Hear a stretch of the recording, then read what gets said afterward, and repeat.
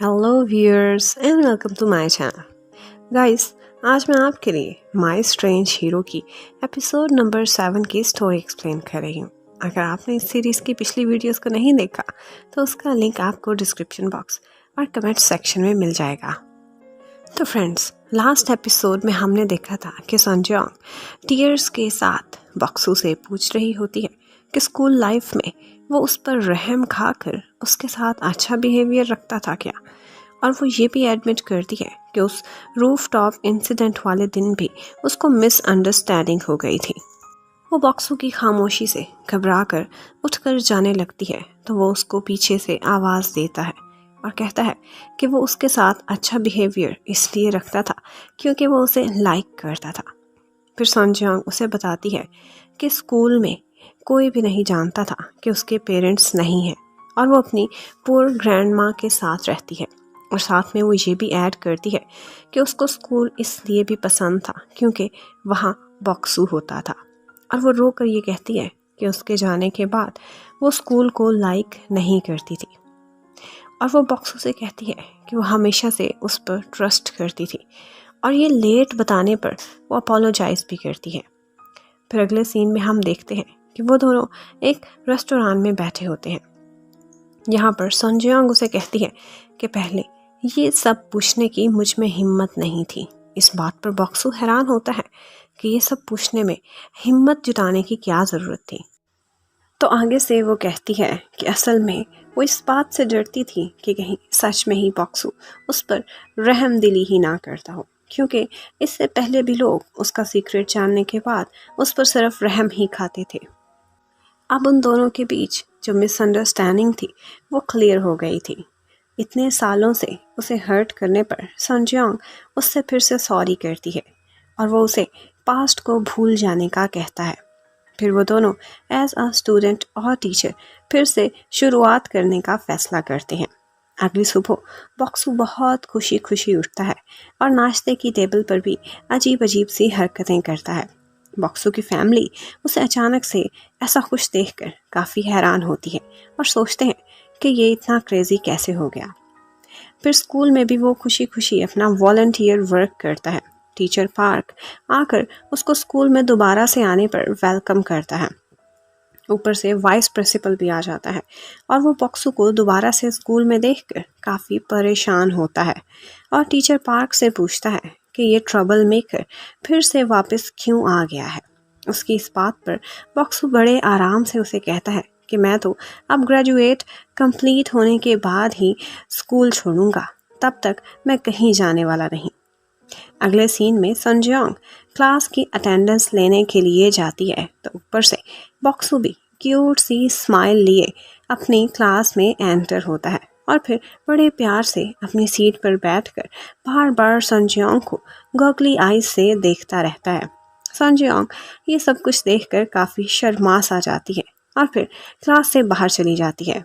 संजयोंग के जाने के बाद क्लास के तमाम स्टूडेंट्स बॉक्सू को दोबारा से स्कूल ज्वाइन करने पर वेलकम करते हैं। फिर अगले सीन में हम देखते हैं कि बॉक्सू संजयोंग को खाना खाता देखकर एक जगह बहुत खुश होता है और फिर हॉल में भी उसके पीछे पीछे चलता चला जाता है और फिर विंडोज़ के पीछे से उसे देखता रहता है। जब संजयोंग की नज़र उस पर पड़ती है तो वो शर्मा जाती है और यही देखकर बॉक्सू का सर डोर से टकरा जाता है। फिर वो बचता है और मुस्कुराता हुआ फिर से उसके पीछे चला जाता है। फिर काउंसलिंग ऑफिस में बॉक्सू संजयोंग को उसका फेवरेट ड्रिंक देता है और काफ़ी क्यूट सी स्माइल भी करता है। उसकी ये स्माइल देखकर संजयोंग का दिल फ्लटर करने लग जाता है और वो खुद पे काबू पाकर बॉक्सू को एज अ टीचर ट्रीट करती है। जब वो जाने लगती है तो बॉक्सू उसका हाथ पकड़कर उसे रोक लेता है और फिर वो ड्रिंक उसे दे देता है। फिर ऑफिस में बैठकर संजयोंग याद करती है कि स्कूल में भी बॉक्सू ने उसका फेवरेट ड्रिंक एक दफ़ा उसे दिया था, जिसे देखकर उसका मूड बहुत अच्छा हो गया था और वो ये याद करके काफ़ी खुश होती है। लेकिन वो इस बात से फिर एकदम से सैड हो जाती है क्योंकि उसके पास पड़ी वो ड्रिंक एक टीचर उठाकर पी लेती है।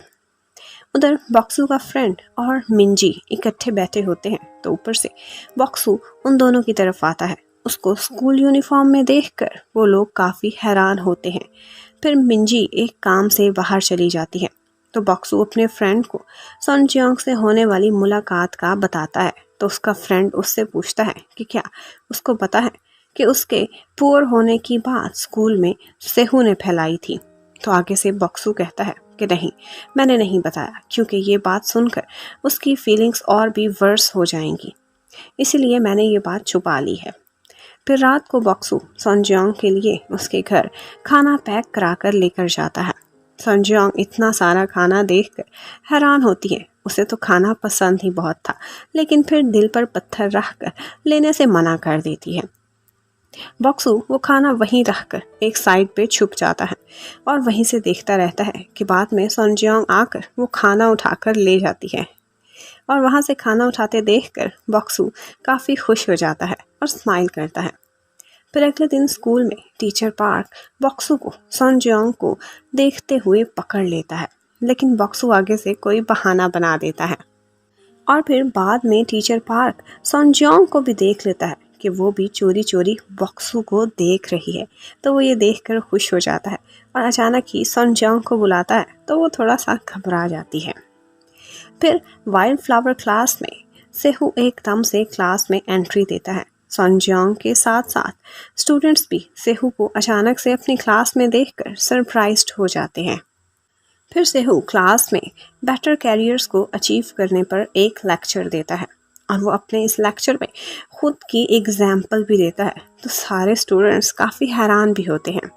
और फिर उसकी स्पीच के बाद बॉक्सू अपना ओपिनियन भी देता है और उसने सेहू की स्पीच में नोट किया था कि उसने सारे स्टूडेंट्स को, उनकी क्लास के स्टूडेंट्स को नील कहकर पॉइंट आउट किया है। तो वो इस बात पर सेहू से जिक्र करता है। इससे पहले कि सेहू कोई जवाब देता, सनजियोंग उसे क्लास में आने पर थैंक्स करती है और फिर वो वहाँ से चला जाता है।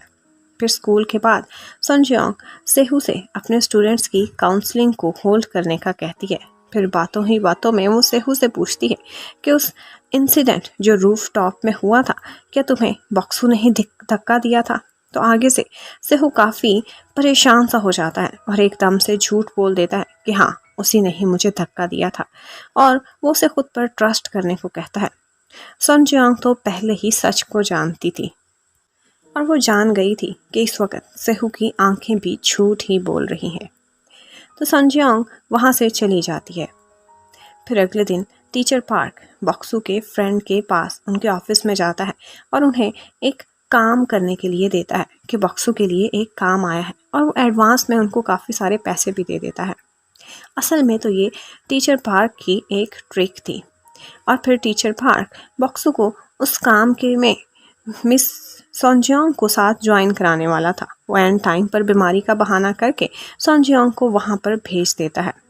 जब वो दोनों एक दूसरे को देखते हैं तो वो काफ़ी सरप्राइज्ड होते हैं और खुश भी। फिर वो दोनों मिलकर टीचर पार्क का काम करने जाते हैं। उन दोनों ने मिलकर एक एरिया का टूर करना था और उसकी रिपोर्ट बनानी थी।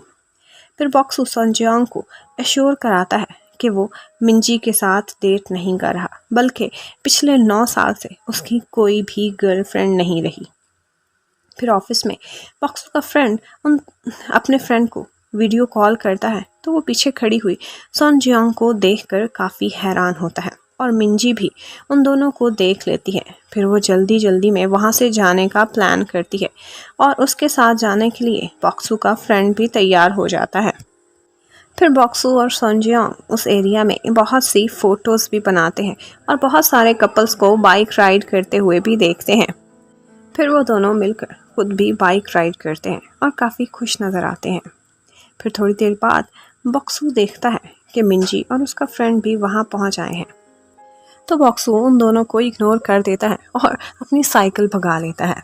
फिर अगले सीन में वो चारों एक म्यूज़ियम में जा रहे होते हैं। वहाँ पे बाद में मिंजी एक जगह सनजियोंग को अकेला देखती है तो उसके पास चली जाती है और उससे पूछती है कि क्या तुम अभी भी बॉक्सू को लाइक करती हो?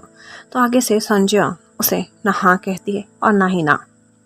फिर रात के टाइम बॉक्सू जब अपने फ्रेंड को एक नज़र देखता है तो वो उसकी बात समझ जाता है और मिंजी को लेकर वहाँ से जाने लगता है। तो बॉक्सू सनजियोंग का हाथ पकड़कर ऑपोजिट डायरेक्शन में भागना स्टार्ट कर देता है।